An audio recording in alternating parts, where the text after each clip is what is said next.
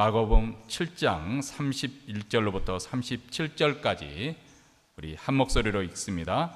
예수께서 다시 두로 지경에서 나와 시돈을 지나고 데가볼리 지경을 통과하여 갈릴리 호수에 이르시매 사람들이 기먹고 어눌한 자를 데리고 예수께 나와 안수하여 주시기를 간구하거늘 예수께서 그 사람을 따로 데리고 무리를 떠나사 손가락을 그의 양 귀에 넣고 침뱉어 그의 혀에 손을 대시며 하늘을 우러러 탄식하시며 그에게 이르시되 에바다 하시니 이는 열리라는 뜻이라. 그의 귀가 열리고 혀에 맺힌 것이 곧 풀려 말이 분명하더라. 예수께서 저에게 경계하사 아무에게라도 이르지 말라 하시되 경계하실수록 저희가 더욱 널리 전파하니 사람들이 심히 놀라 가로되 그가 다 잘하였도다. 기머거리도 듣게 하고 벙어리도 말하게 한다 하니라. 아멘. 현대 사회는 여러 가지 면에서 열린 사회를 지향하고 있습니다. 우리가 아메리칸 드림이라고 하는데 오늘날은 아메리칸 드림이 좀 왜곡된 의미로 쓰여져 있습니다.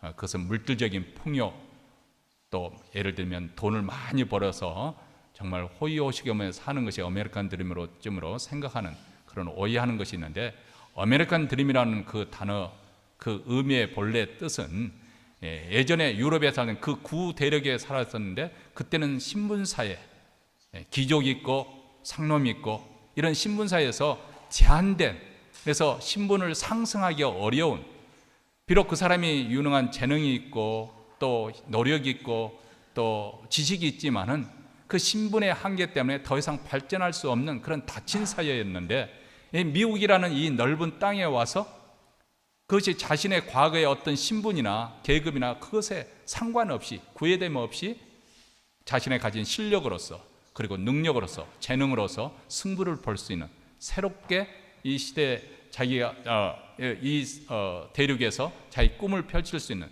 이런 의미에서 아메리칸 드림이라고 하는 것이고, 이런 관점에서 미국이라는 이 신대륙은 말 그대로 열린 사회였던 것이죠. 그런데 이런 열린 사회를 지향하는 여기에서 가장 중요한 것 중에 하나는 소통입니다. 서로 대화가 이루어지고 위나 아래나 어디로든지 통할 수 있는 그런 사회. 제 딸이 중국 영어를 가르치는 그 프로그램에서 어떤 자격증 겸사해서 봉사 목적으로 이제 지금 중국에 들어가기 위해서 홍콩에 가 있습니다. 처음 홀로 떨어져서, 물론 그 전에 선교팀과 함께 선교 여행을 많이 갔지만은 자기 스스로 혼자 처음 이제 홍콩이라는 먼 곳으로 또 중국이라는 그곳으로 미지의 사이에 가니까 두려움이 좀 있었던 것 같아요. 그래서 이제 홍콩에 도착해서 엄마가 물어봤어요. 울었니? 그랬더니 조금, 이쪽에서 한 방울, 이쪽에서 두 방울 그렇게 떠르르 울었다고 그러는데, 그래도 화상으로 얼굴과 얼굴을 보면서 대화를 하니까 피차 얼마나 마음이 놓인지 모르겠어요. 여러분, 지금 우리가 그런 시대에 살고 있습니다. 지금 당장 지구 반대편에 있던 사람들과도 화상으로 연결되어서 직접 얼굴을 마주 대하면서 통할 수가 있습니다. 바로 이것이 열린 사회를 지향하는 모습이지요. 옛날에는 소수 사람들에게만 독점되었던 그 정보들, 가령 예를 들어서 한국에서 복부인들이 돈을 많이 벌었잖아요. 근데 복부인들이 돈을 많이 벌 수 있는 그 비결이 무엇이었을까요? 권력층에 있는 사람과 어떤 연줄, 끈이 있어서 어디가 앞으로 개발될 것이다, 그 인포메이션을, 그런 정보를 가지고 있으니까 그 지역에 투자를 하면 땅값이 오르게 되고 또 아파트값이 오르게 되고, 그래서 돈을 벌게 되는 그런 경우가 과거에 있었습니다. 어쨌든 그 정보라는 것이 그 시대는 소수에 의해서만 독점이 되었던 것이죠. 그런데 오늘날에는 인터넷 검색만 하면 우리가 원하는 정보는 엄청나게 쉽게 얻어질 수 있는 그런 시대에 우리가 살고 있습니다.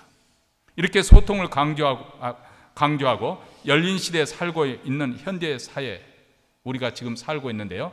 그렇지만 이 열린 시대에 살고 있는 이 현대 사회조차도 한국 속에서는 여전히 마음을 열지 못하고 소통하지 못하고, 그래서 외롭고 답답한 인생을 사는 분들이 얼마나 많은지 모릅니다. 어떤 사람이 생일을 맞이해서 절친한 친구 4명을 초대를 했습니다. 세 친구는 제 시간에 도착을 했는데 나머지 한 친구는 시간이 지나도 오지를 않았습니다. 그러자 친구를 초대한 주인이 말했습니다. 꼭 와야 할 사람이 왜 아직까지 안 오는 거야? 그 말을 들은 한 친구가 화를 벌컥 내면서 아니 꼭 와야 할 사람이 아직 안 왔다니 그럼 우리는 오지 말았어야 할 사람이란 말인가? 하고 문을 박차고 가버렸습니다. 한 친구는 안 오고 또 한 친구는 화가 나서 가버리니까 주인이 더 초조해서 말했습니다. 어휴, 가지 말아야 할 사람이 그만 가버렸군. 그러니까 남아있던 두 친구 중에서 한 친구가 여보게 무슨 말을 그렇게 하나? 그럼 가야 할 사람은 바로 우리란 말인가? 정 그렇다면 나도 가주지 하고 문을 박차고 또 나가버렸습니다. 이 광경을 지켜보던 남은 친구가 우정어린 마음에 주인에게 충고를 했습니다. 친구여, 말을 조심해서 해야지. 그러자 주인이 말하기를 모두들 내 말을 오해한 것 같네. 그 친구들에게 한 말이 아니었는데.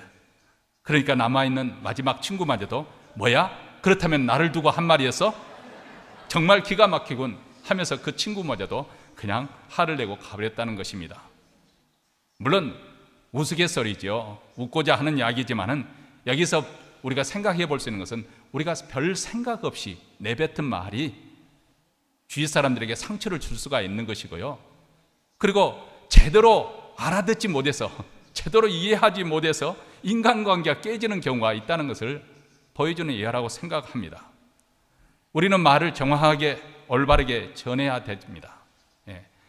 우리가 생각할 때 말을 잘한다고 하면은 예전 우리가 가졌던 소위 말하면 한자, 성어를 써가면서 유창하게 말 그대로 무르듯이 끊임없이 줄줄줄줄 말하면 야, 저 사람 말 잘한다. 그런데 그것은 옛날 시대에 말 잘하는 그런 모습입니다. 요즘 현대 시대에 말 잘하는 것은 무엇일까요?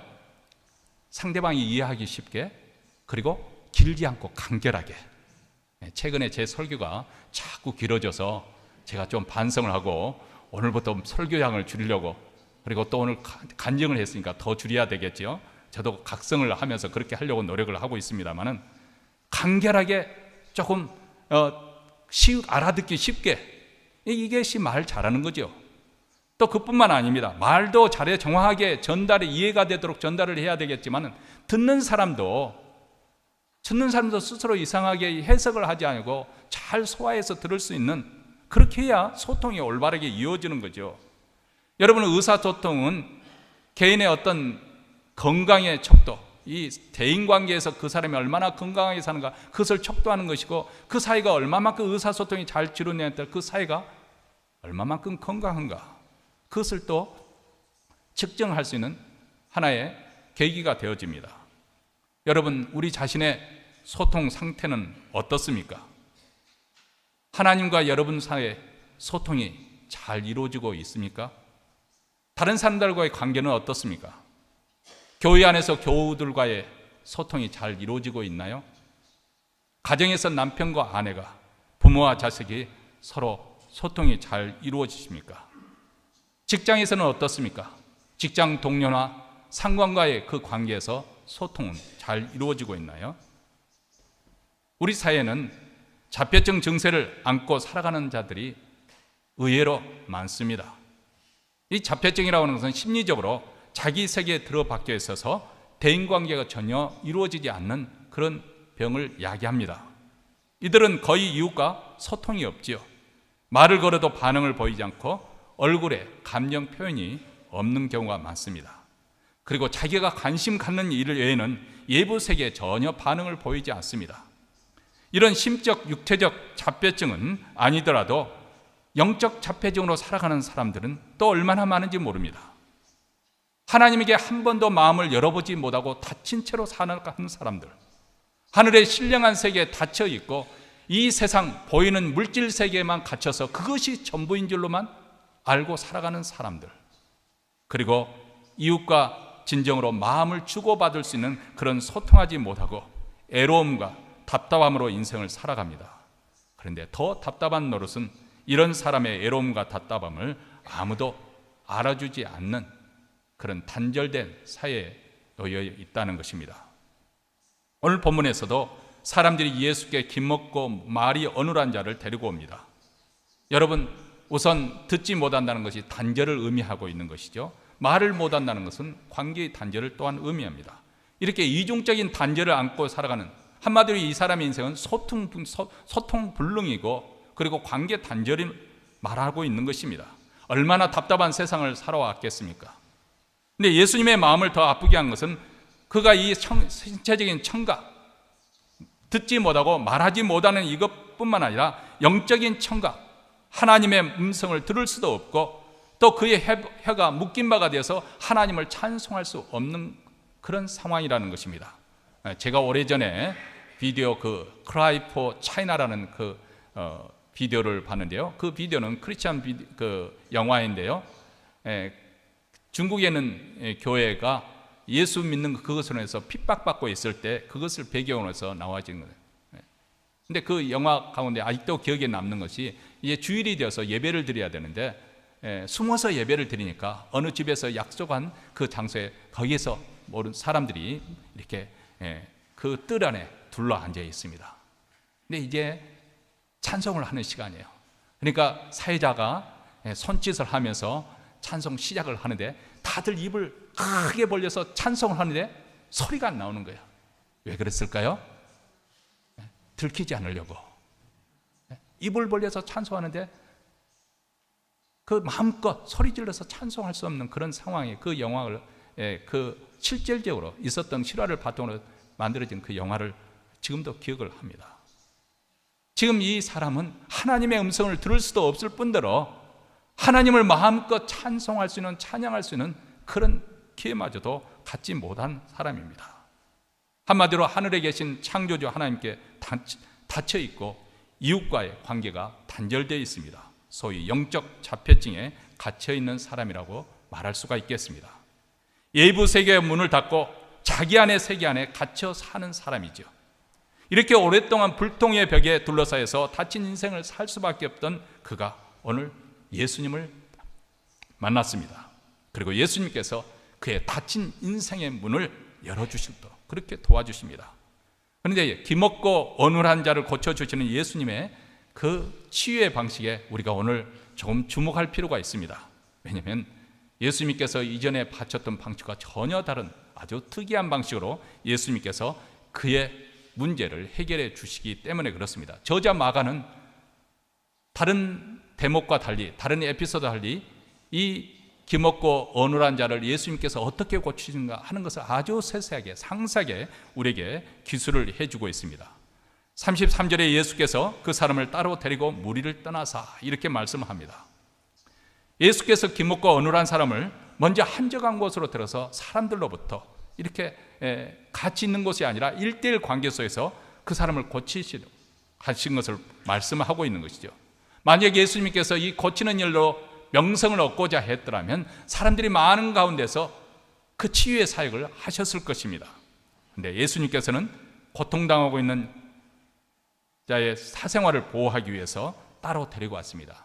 그렇죠? 우리가 병원에 가게 되면 많은 환자가 있어도 의사와 할 때는 1:1로 만나지 않습니까? 그것은 환자의 사생활을 보호해서 그 환자의 마음을 안정시키도록 여러 가지 그 이유가 있을 것입니다. 아마 이 사람도 오랫동안 듣지 못하고 말하지 못했기 때문에 어쩌면 세상으로부터 사람들로부터 많은 상처를 받았을 것입니다. 그리고 그런 세상을 향해서 사람들에 대해서 아주 불신의 마음이 가득 찼을 것입니다. 그래서 예수님께서는 이 환자로 하여금 경계심을 품고 마음을 열 수 있도록 그렇게 서로 신뢰할 수 있는 분위기를 조성하시고 그를 아주 따뜻하게 인격적으로 대해 주십니다. 그리고 환자 스스로 자신의 아픈 모습을 숨김없이 드러낼 수 있도록 배려를 하고 있는 그런 예수님의 섬세한 그런 배려가 여기 나타나고 있는 것이죠. 하나님께서는 바로 이런 예수님의 모습으로 우리를 찾아오십니다. 마치 세상에 나 혼자 있는 것처럼 나를 그렇게 소중하게 여기시는 거죠. 그래서 처음 하나님을 만나고 그런 은혜를 입었을 때 왜 하나님은 나를 이렇게 사랑하나 이런 착각을 하게 됩니다. 사실 우리 하나님은 모든 사람을 사랑하시지만은 내가 은혜를 받았을 때 하나님의 마치 이 우주에 나 홀로 나만을 사랑하는 것처럼 그런 사랑을 느낄 수 있도록 그렇게 대해 주십니다. 여기 보면 예수님께서 사람 무리를 떠나서 그를 홀로 대하실 때 이러한 배려를 하고 계십니다. 그리고 그 양 귀에 손가락을 넣고 그의 혀에 손을 대시면서 친히 만져주십니다. 왜냐하면 그는 말을 해도 들을 수 없는 귀머거리입니다. 그래서 손으로 직접 그 양 귀에 넣어주시는 거예요. 이것은 바로 그가 당하고 있는 이 고통의 자리를 우리 주님께 만져주시면서 내가 너의 고통을 알고 있다, 내 아픔을 내가 알고 있다, 이것을 표현해 주시는 것이죠. 환자가 자신의 고통 한가운데로 직접 들어오시는 그 예수님을 체험할 수 있도록, 만날 수 있도록, 느낄 수 있도록 그렇게 만져주십니다. 불신과 절망으로 얼어붙은 그에게 사랑의 터치를 시도하시는 것이죠. 그리고 예수께서 침을 뱉어 환자의 혀에 손을 넣으십니다. 오늘날 우리 유생가님의 투철한 우리 그 자매님들은 참 이건 상식일 것 같아서 제가 말씀을 드립니다. 시대가 달라졌다는 것을. 우리는 이제 예쁜 아이들, 어린 아이들 보면 예뻐서 뭐 볼도 이렇게 꼬집으면 안 되겠죠. 뭐 볼도 만져주고 쓰다듬어주고 막 그러는데 젊은 분들은 그걸 싫어하세요. 아니 뭐 다 그런 것은 아니지만은 원치 않은 분들이 계십니다. 왜냐하면 유생상 그게 좋지 않다는 거예요. 그런 줄 아시고 눈치를 좀 보시면서 무조건 달려들 것이 아니고 눈치를 보시고 하셔야 됩니다. 어쨌든 오늘날 유생적인 관점에서는 예수님께서 하필이면 그냥 고쳐주시지 침을 뱉어가지고 그것을 혀에 손을 집어넣을 것이 뭡니까?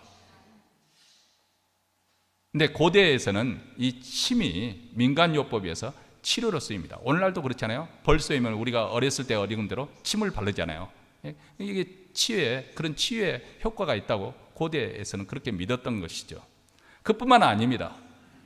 저희가 어렸을 때만 해도 불행히도 저는 그런 할머님이 안 계셨습니다만은 불행인지 다행인지 모르겠는데 제가 주위에서 보면 할머니가 그 손주에게 여름철에 보면은 이렇게 물을 말아가지고 거기에다가 고등어 강고등어 얻으려가지고 하는데 손주 입으로 가는 것이 아니라 자신의 입속으로 먼저 갑니다. 그래가지고 이빨도 없는데 그 틀 오물오물 해가지고 손주에게 먹어줍니다. 오늘날은 상상도 할 수 없는 일이지만은 그때는 그렇게 애정을 표현을 했어요. 부드럽게 자기 손주를 먹이거든요. 다시 말하면 무엇을 말하면 이 침이라고 하는 것은 정말 깊은 사랑 가운데 맺어진 그런 끈끈한 관계에서만 서로 줄 수 있는, 그래서 정말 사랑이 있는 부부들은 칫솔도 같이 쓸는지 모르겠습니다. 어쨌든 끈끈한 관계에서만 맺어진 관계에서만 나눌 수 있는 아주 사적이고 내밀한 것입니다. 지금 예수님께서 이런 행위를 하심으로 말해서 아파하는 당신에게 친히 당신 속에 있는 것을 친히 내어주시고 환자의 아픔을 자신의 아픔으로 받아들이도록 그렇게 하는 것이죠. 여러분, 자식이 아프면 부모도 덩달아 아프잖아요. 그리고 자신이 대신 병을 앓고 싶어 하는 것이 그렇습니다. 왜 그럴까요?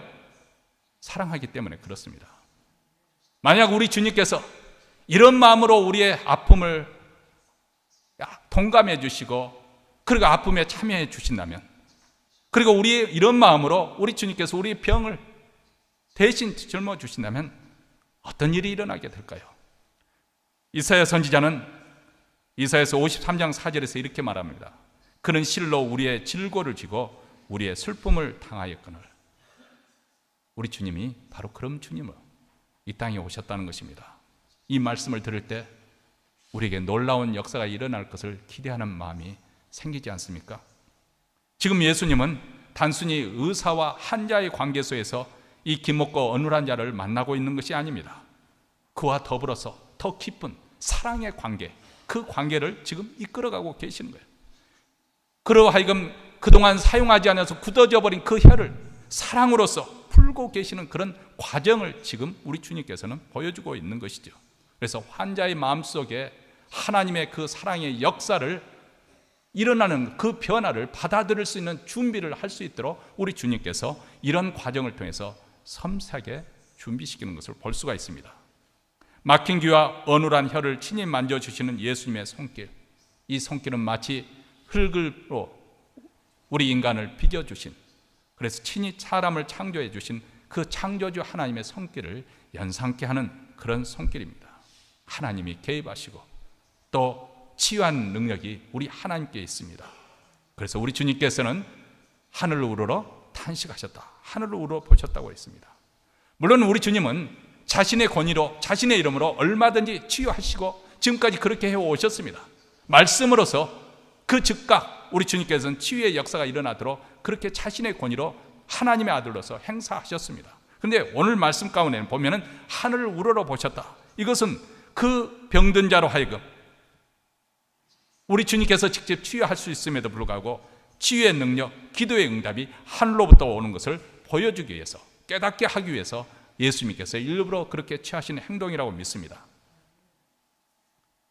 우리 인간이란 단어, 이게 헬라어로 안트로포스라고 하는데 말이죠. 안트로포스 뜻은 위를 보는 존재, 위를 보는 존재라는 뜻입니다.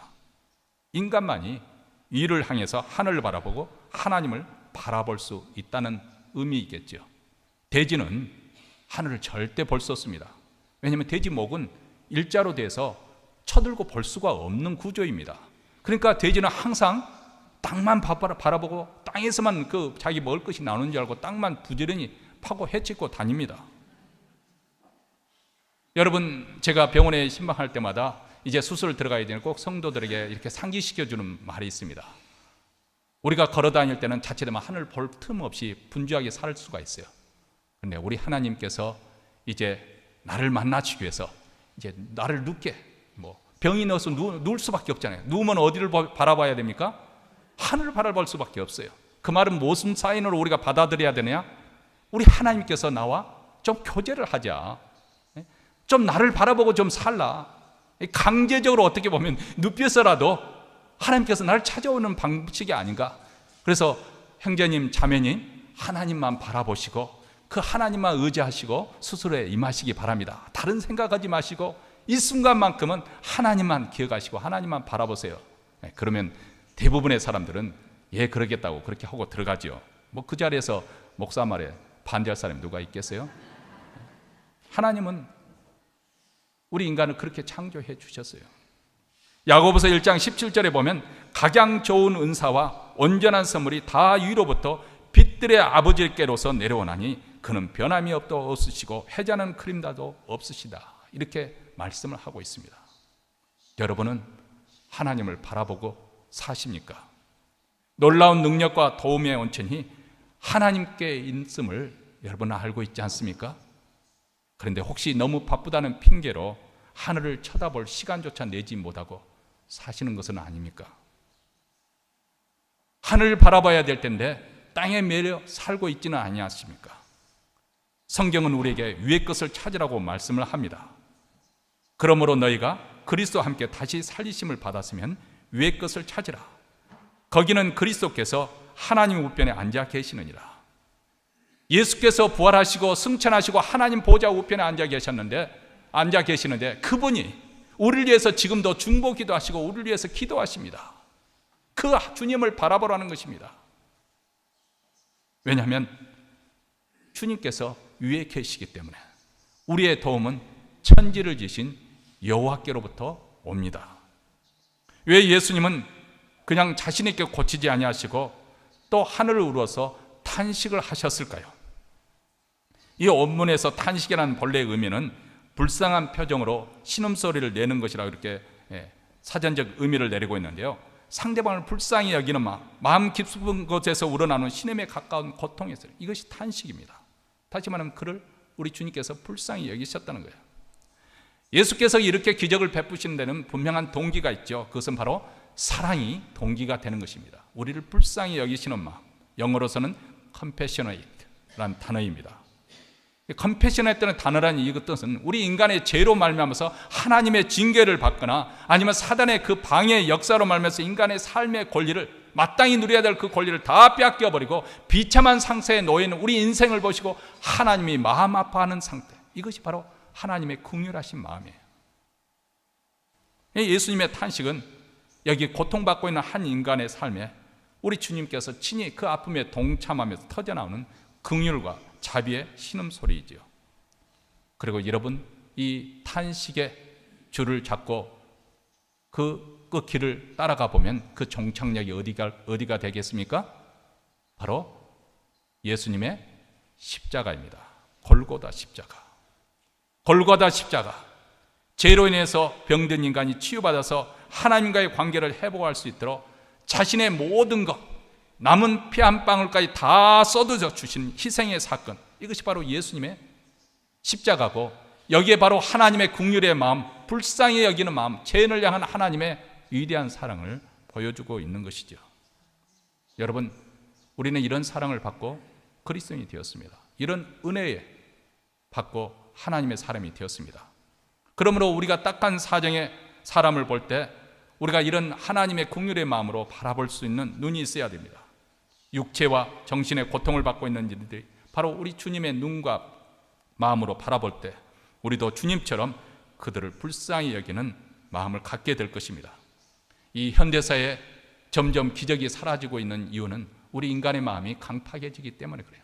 자기밖에 모르는, 돈을 더 하나님보다 더 사랑하고 쾌락을 더 사랑하는 이런 강팍한 시대에 사니까, 사랑이 식어가고 있는 시대에 살다 보니까 더 이상 우리 주변에서 기적을 볼 수가 없는 것이죠. 그러나 우리가 주님의 심정을 가지고 정말 안타까운 마음으로 우리 이웃을 기도한다면 우리 시대도 얼마든지 기적은 일어날 거리라 믿습니다. 마지막으로 예수님께서는 에바다라고 그렇게 말씀하셨습니다. 에바다라는 뜻은 열리라는 뜻입니다. 이렇게 말씀하시니까 어떤 일이 일어났습니까? 35절입니다. 그의 귀가 열리고 혀가 맺힌 것이 곧 풀려 말이 분명하여졌더라. 드디어 귀가 열리고 혀가 풀려서 말이 분명해졌다. 첫 마디가 무엇이었을까요? 무슨 말을 했을까요? 주님의 자비로우신 그 음성을 듣고 그가 보인 첫 마디 그 반응은 무엇이었을까요? 아마도 하나님을 찬송하는 감사의 기도가 아니었을까요? 이제 마음껏 하나님을 소리 높여 찬송하게 된 것이죠. 근데 여기서 우리가 주목해야 될 것이 있습니다. 먼저 귀가 열리고 그 다음 입에 혀가 풀렸다고 그렇게 성경은 말하고 있습니다. 기머거리 벙어리가 말을 못하는 이유는 들을 수가 없기 때문에 그렇습니다. 때문에 우리 주님의 이 치유는 먼저 그 닫힌 귀를 열어주시고 그 다음에 굳어버린 그 혀를 풀어주시는 그 순서로 이렇게 진행되는 것을 볼 수가 있습니다. 여러분, 듣는 것과 말하는 것은 서로 밀접한 관계에 놓여 있죠. 대개 기머거리가 벙어리가처럼 말을 못하는 이유는 이 듣지 못할 때 말하기가 배울 수가 없는 것이죠. 잘 듣지 못하면 말할 수가 없어요. 우리 어린아이들이 우리 어른들보다 영어를 제대로 배우는 이유 중에 하나가 그들은 먼저 들은 것을 가지고 계속 입으로 들은 대로 계속 반복해서 하기 때문에. 근데 우리는 들어도 그런 듣는 것 그것보다도 머릿속에 문법을 생각하죠. 주어를 어떻게 하고 그 다음 동사를 어떻게 읽고 목적을 어떻게, 이 배를 생각하다 보니까 이 영어가 늘지 않는 이유들. 그래서 꿈속에 영어로 할 수 있을 정도면 어느 정도 이제 소통이 되어진다고 하는데 말이죠.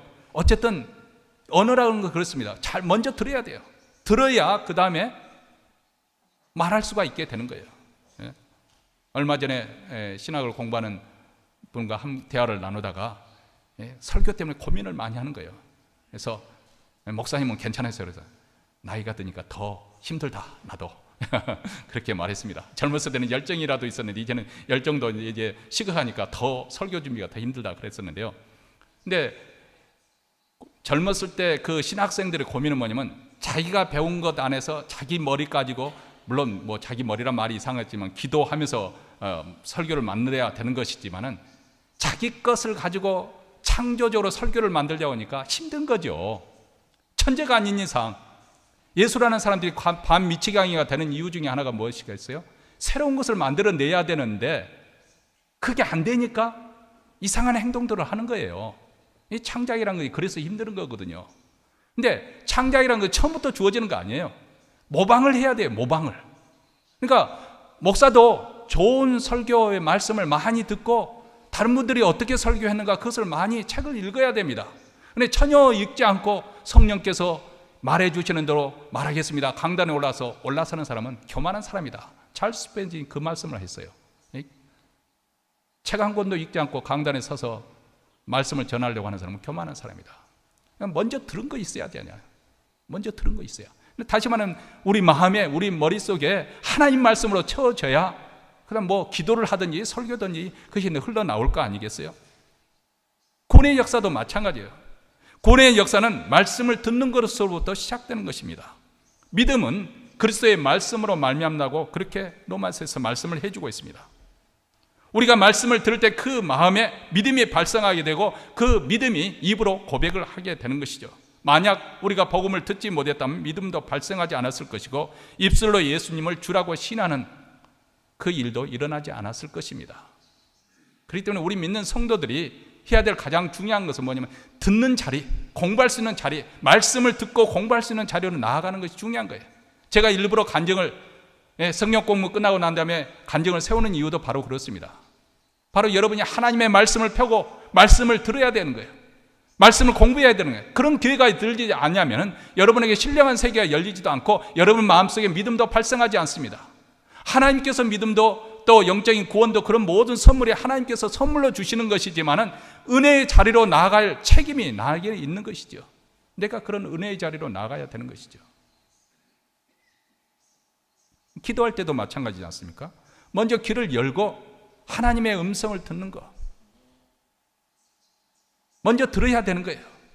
하나님의 말씀을 알아야 기도를 깊게 할 수가 있죠. 하나님의 말씀을 알지 못하는데 마치 예전에 우리 조상들이 믿었던 그 신앙 방식은 지성인 감천이다. 그래서 열심히 빌기만 하면 기도 응답이 이루어질 줄로 생각해요. 이건 미신입니다. 미신이에요. 하나님을 모욕하게 하는 거예요. 물론 처음 신앙생활 때는 그것이 통할 줄로 알고 그렇게 했습니다만은 적어도 신앙이 깊어지면은 하나님을 그런 방식으로 믿어서는 아니 되는 거예요. 내가 신앙하고 내가 믿는 하나님이 어떤 분이신지, 내가 기도의 대상으로 삼고 이 하나님이 어떤 분이신지 먼저 알아야 되는 거 아니겠어요? 기도하기 전에 먼저 다급한 마음이 있을지라도 먼저 숨을 한번 들이쉬고 내가 지금 하나님 앞에 나아갈 때 어떤 모습으로 나가는가, 내가 기도하고 있는 대상인 하나님은 어떤 분이신가, 내 자신의 스스로 상기시켜야 되는 거죠. 성경에서 하나님이 어떤 분이신가 우리에게 가르쳐 주시는 거 아니겠습니까? 근데 우리는 대부분 하나님 말씀을 듣는 대신에 나의 요구사항을 막 쏟아내기에 급급합니다. 그러니까 기도 몇 분 하면은 더 이상 기도할 것이 없는 거죠. 기도가 힘든 거예요. 예? 여러분, 기도는 그게 아니에요. 기도라고 하는 것은 기도의 가장 아름다운 모습이란, 물론 그것이 기도의 전부가 아니겠지만은 이렇게 한번 생각해 보세요. 한국에서 여러분의 가장 어릴 적 친한 친구, 만나면 반가운 그런 친구가 찾아왔다고 생각해 보십시오. 밤새도록 그 친구와 교제하는 그런 모습, 이게 바로 기도예요. 시간이 지루할까요? 전혀 지루하지 않습니다. 아니, 그 친구하고 대화가 더 이상 이루어지지 않고 가만히 침묵 속에서도 그 친구가 옆에 있는 것만 해도 마음의 풍성함, 충만함이 차오르는 것, 이게 바로 기도예요. 하나님의 임재 앞으로 나가서 그 하나님의 존재를 받아들이고 그 하나님의 임재를 생생하게 느끼면서 가만히 묵상하면서 하고 있는 이 모습 자체가 기도의 본질이라 그 말입니다. 이렇게 되려면 소통이 잘 돼야 돼요. 하나님의 음성을 듣고 또 하나님께 우리의 필요를 아뢰고 이 소통이 잘 이루어져야 되는데, 그러려면은 우리의 귀가 열려야 되는 것이죠. 하나님의 말씀을 듣는 훈련부터 우리가 받아야 되는 것이고, 하나님 말씀을 듣고 읽고 묵상하는, 그리고 공부하는 그런 훈련이 병행해서 필요한 것입니다. 2000년 전에 김목고 혀가 어눌해서 다친 인생을 살던 사람을 향해서 우리 주님은 에바다 하고 말씀하셨습니다. 오늘 이 시간에도 저와 여러분을 향해서 우리 주님은 에바다 하고 말씀을 하십니다. 귀가 열리니 천국 복음이 들리는 것이고, 마음의 문이 열리니 믿음으로 의롭다함을 받게 되고, 입술이 열리니 예수가 주가 되신다는 신앙 고백이 나옵니다. 이렇게 예수를 믿고 성령이 임하게 되면 다친 심령, 다친 마음, 다친 지성, 다친 감성, 이 모든 것이 활짝 열리게 되는 것이죠. 여기에 진정한 자유함과 기쁨과 평강이 임하고, 여기에 풍성한 천국잔치가 하늘에서부터 시작되는 것이 아니라 바로 우리가 예수를 믿는 이 순간부터 시작되는 거예요. 여러분, 초대교회 성도들의 그 삶의 모습이 적나라하게 사도행전에 나와 있잖아요. 초대교회 성도들을 한마디로 그들의 삶의 모습을 표현한다면 무엇으로 표현하겠습니까? 저는 한 단어로 기쁨이라고 말하겠습니다. 기쁨. 그렇습니다. 그들은 핍박을 받아도 기뻐했다고 했어요. 사도 바울이 서신을 볼 때 너희들이 핍박을 받았지만 기쁨으로 복음을 받았다, 그렇게 사도 바울이 증언을 해주고 있고, 사도 베드로 사도도 베드로전서 1장에서 보면 너희들이 많은 환난을 이루 말할 수 없는 그런 것으로 인해서 잠시 근심하였지만 비록 보지 못한 그리스도로, 예수로 인해서 너희들이 기뻐하는도다, 그렇게 표현을 하고 사랑하는도다, 그렇게 말씀하고 있습니다. 홍현선 장로님 1부 예배 때 허락을 받지 않고 제가 예화를 들었습니다. 2부 예배 때는 제가 말씀을 드렸어요. 우리 좋은 일이니까 말씀을 드리는 거죠.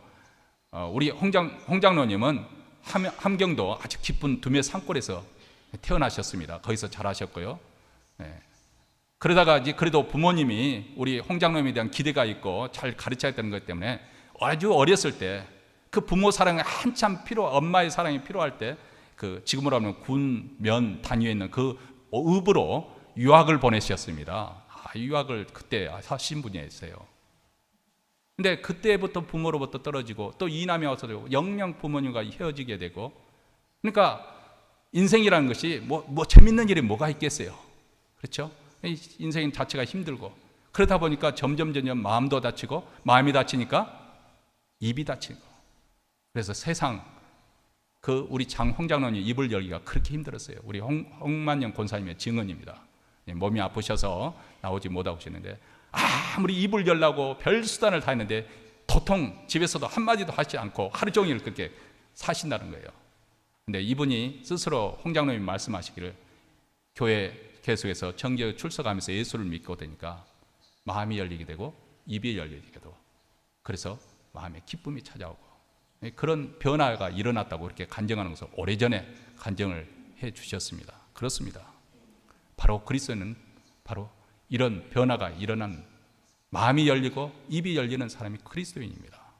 사도 바울은 그리스도인의 존재에 대해서 고린도후서에서 이렇게 표현을 하고 있습니다.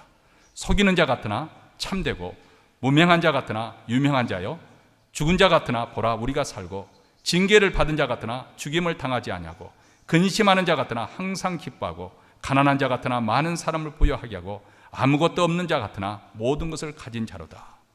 모든 장애물들, 상처와 아픔, 죄와 죄책감, 그리고 비참함에서 다쳤던 내 마음이 바로 성령께서 임하심으로 나를 자유케 하심으로, 에바다함으로 그 문이 열리게 되고, 그래서 이 땅에서부터 천국의 삶을 누리게 되는 것, 이것이 바로 그리스도의 삶입니다.